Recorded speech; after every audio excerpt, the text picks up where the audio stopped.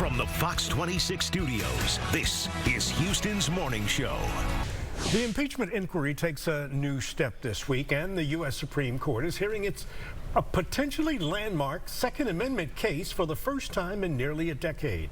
This morning, we are joined by Republican strategist Jacquie Baly and Democratic strategist Dallas Jones to dig into all of what's going on. Let's start with the impeachment inquiry right now. The House report on President Trump is going to be released to key lawmakers behind closed doors today. White House says it just will not participate in any of the impeachment hearings this week. How's that going to affect the move forward now? Yeah, I wouldn't bother participating either, because so far it's been playing right into the president's hands, right? Nancy Pelosi was very hesitant to start this process because she knew what's playing out is playing out. Independents are looking at this charade. They're now supporting the president. They do not like impeachment. So far, all the people they've called in, no one has any direct knowledge of quid pro quo. The Ukrainian president continues to say there was no quid pro quo in the exchange that he had with the president, and at the ending of the day, relief was still given to Ukraine. So we all know Democrats have been wanting to impeach the president from day one. This is just their last-ditch effort because they know their candidates are not doing well, and the president has a very good shot of winning in 2020. Are you watching what I'm watching? Are you watching what the rest of the American people are watching? What we're watching is esteemed, long-time public servants, diplomats walking in saying that they heard this president actually put pressure. We're watching officials like Rick Perry, Rudy Giuliani.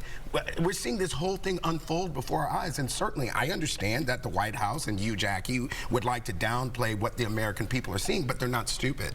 And the reality is this president is going to be impeached. He's going to be impeached by the House of Representatives. I think we all know that the Senate, under the Republican leadership, will fail to act and actually do the right thing for the American people. But we're very well prepared to beat this president at the ballot box, no matter who our nominee is.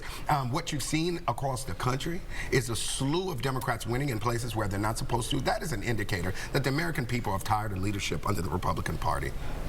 Let's change to the U.S. Supreme Court today, hearing arguments for the first time in more than 20 years on a regulation limiting guns outside of a person's home, primarily in New York State. How is this going to impact households throughout the country? Yeah, this is only the third time in recent years that we're seeing the Supreme Court actually take a gun rights position or gun rights case. And a lot of people are being hopeful that are gun rights supporters because we now have a conservative Supreme Court. The fact that they decided to reach into this legislation because they feel that if you have a gun and you own a gun lawfully, you should be able to use it or carry it with you outside of your home. The law originally in New York State said that you could not do that. Once, however, the state of New York found out the Supreme Court was going to actually hear this case, they then changed the law. So this is really the Supreme Court, the fact that they're looking at this, it's going to be a broad overreach of gun rights in general, and a lot of gun rights proponents are very happy about that. Absolutely. It's going to have I do agree it's going to have a profound impact on how we look at gun rights in this country, because it's something that the court has not explored. You know, I'm someone that is a gun owner, and I have a license to carry. But I do think there ought to be limitations. I hope this court does not go too far in creating more access to guns. We've had enough gun violence in this country. We've talked about it right here on this very set. And so we don't need anything that's going to open that up even more.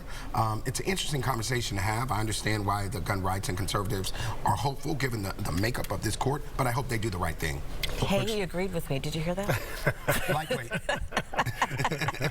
Well, it looks like this week is going to be a very interesting one in Washington, D.C. Thank you both for joining us here. Thank you.